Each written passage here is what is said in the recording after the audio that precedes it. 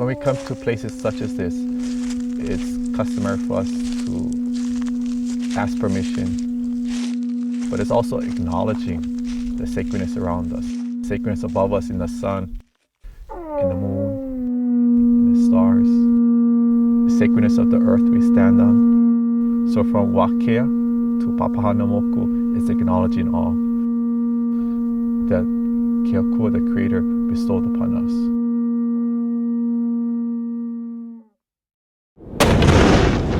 If we allow them to bomb us, then you can feel helpless. Then it's not your fault. But it is our fault for lying down. You can't do to the land or to the water or to the plants and animals without doing to ourselves. You know, the EV and the INA can't speak for itself. Target identified. Creating a military toxic stew that we don't know the full implications of. And there's many sites that have been lost because there were not laws and things to protect them. And now that there are laws, even those laws are not being followed. One thing that has been confirmed is the use of depleted uranium weapons up there. The full extent we don't know. If people can just remember that these things are still sacred, that Mauna Kea is still sacred, Pohakuloa is still sacred, that if we all start to remember that, then there'll be a shift in consciousness of humanity. And these things won't be allowed to continue to occur.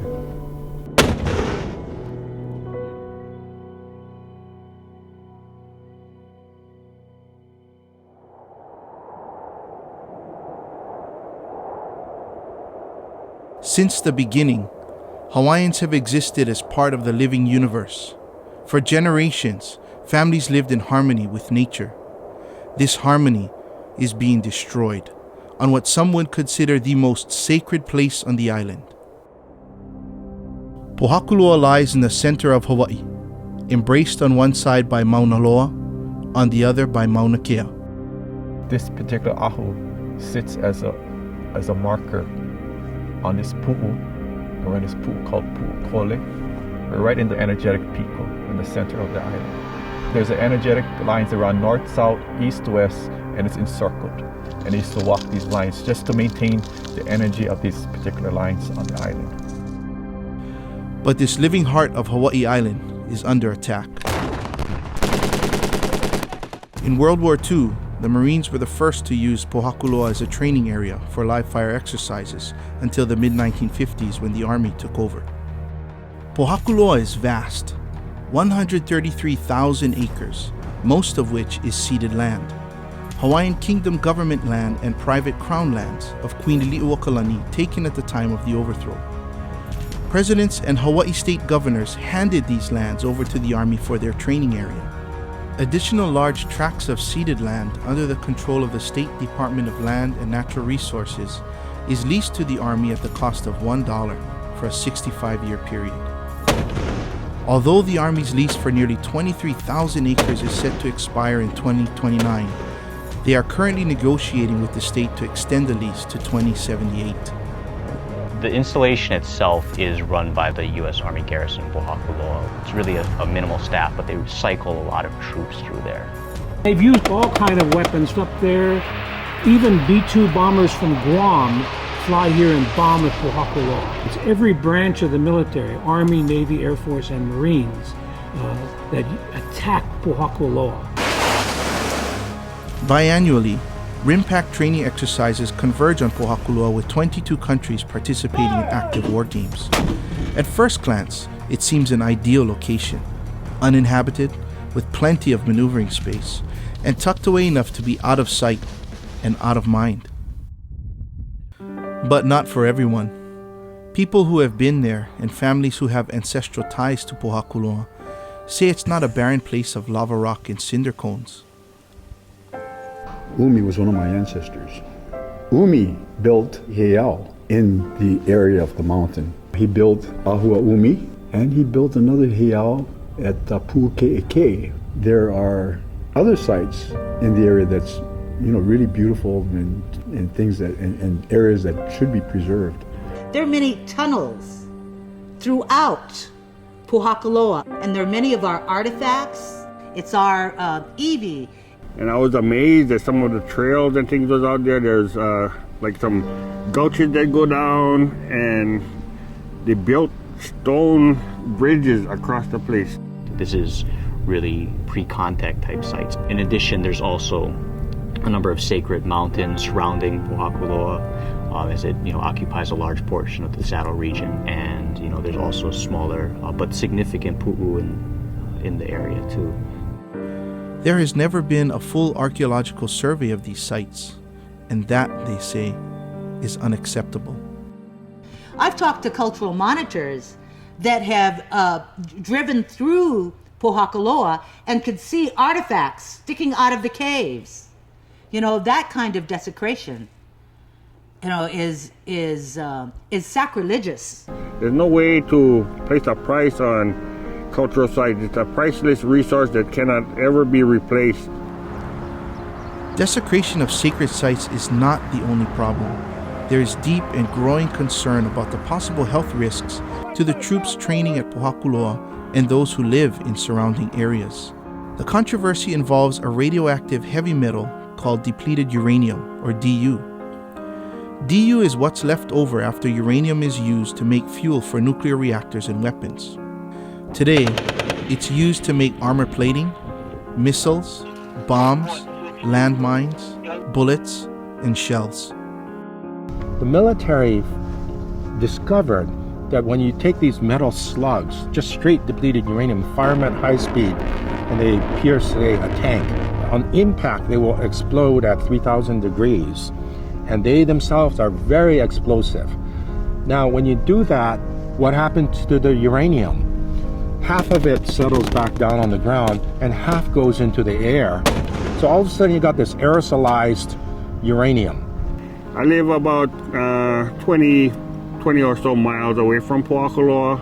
I can still feel the ground shake and hear the thunder of the artillery.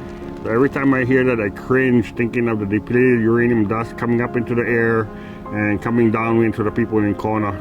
In and of itself, depleted stuff is not that dangerous, but alpha particles, emitters within your body, are the most deadly form of radiation of all. It is stopped by your skin, but in your body, it will mutate your DNA more so than any other kind of radiation. If it doesn't go into your gene and goes into the stomach or the brain, well, that's your problem. You might get cancer, you might get problems. But if it goes into your genes, you kind of bought the farm. In 2007, after years of denying it, the Army admitted it had been using DU in some of the weapons deployed at Pohakuloa. And in fact, the DU was still present in the live firing ranges. As far as the depleted uranium goes, it's been there from the 1960s. They're not really sure where it's located, how much is really there.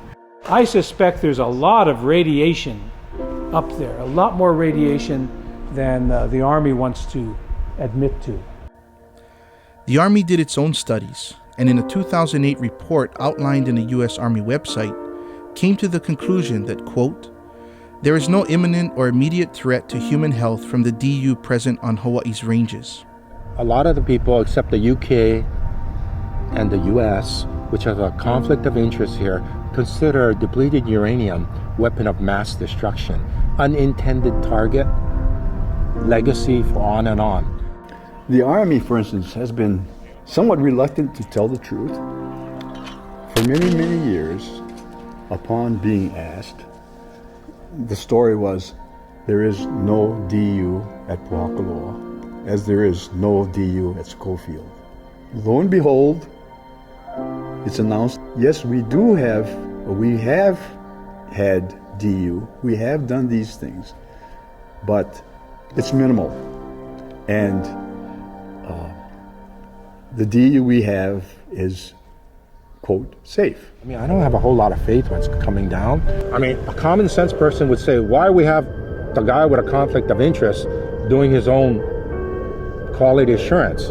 We have the county council's resolution in 2008 saying that there should be an unbiased report, an unbiased study, an independent study relating to Pohakuloa and the depleted uranium, and nothing has been done about this study. The most immediate fear is that with the continued shelling, the DU will burn or explode, sending aerosolized particles into the air. How does this affect the families living downwind of the range and even the troops training at Pohakuloa? Yeah, there is a fear of getting contaminated from this stuff, but I cannot leave.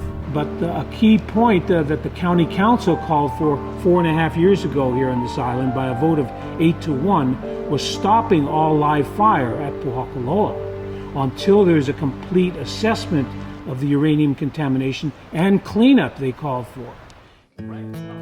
For those who say this should not be our fight, there's a parallel battle that is still unsettling. Kaho'olawe. For years, it was known as the Target Isle, bombed and desecrated in the name of national defense. In the beginning, only a handful had the courage and the outrage to speak up in the face of overwhelming opposition, even from the Hawaiian community. Not our kuleana, many said. Don't interfere with the military's ability to do its job. Almost everyone thought it was an unwinnable fight. But they stood up for what they knew in their hearts was right, was truthful. That these sacred places of our islands are being destroyed. And you cannot just sit around or just stay in silence. You have to speak up. Kaho'olawe, we finally stopped the bombing on. But Pohakuloa, there are people living on this island, and they don't seem to have any regard at all for the health and safety of the people of this island. Kaho'olawe was being bombed since World War II, and it took those people, was it 1977, I believe it was the first occupation. That's when it became front and center for discussion. The same with Pohakuloa. We've been trying all these other things, so I think maybe it has to come down to the nonviolent direct action. The Navy would say in the press conference that Kaho'olawe is a strategic military bombing site, bombing practice area. Is significant to the national defense of the United States, and we need it. But as we've seen, they didn't really need it. Eventually, the island was returned. But stopping the bombing was just the beginning. We are still trying to undo the devastation caused by years of abuse to the land. Even today, after the federal government has poured millions of dollars into efforts to clear the ordnance, only a tiny portion of the island is safe. Once that bombing stopped in Kaho'olawe, Pohakuloa really is the central training area here. At 133,000 acres, Kaho'olawe was 28,000. There is 28,000 acres, but this is nearly 5 times the size of Kaho'olawe. It's up to us to ask the questions for all who live in Hawaii. What are we doing to our land, our air, and our groundwater? If no one answers, there could be consequences for generations to come. If we don't push for action, who is held accountable for the health of our families, our children, and for the troops who put themselves in harm's way? If we are silent, who speaks for our culture and the preservation of our beliefs? Remember the lessons of Kaho'olawe. If not for the voices of a brave few, where would we be today? The worst thing we can do is nothing. The biggest obstacles to an acceptable outcome are apathy and inaction. You can say you don't know, but this is what they're supposed to do, make you know. And if you know, do you care now that you know? And if you don't care, how come? What happened to your cultural dignity? You're supposed to be mad.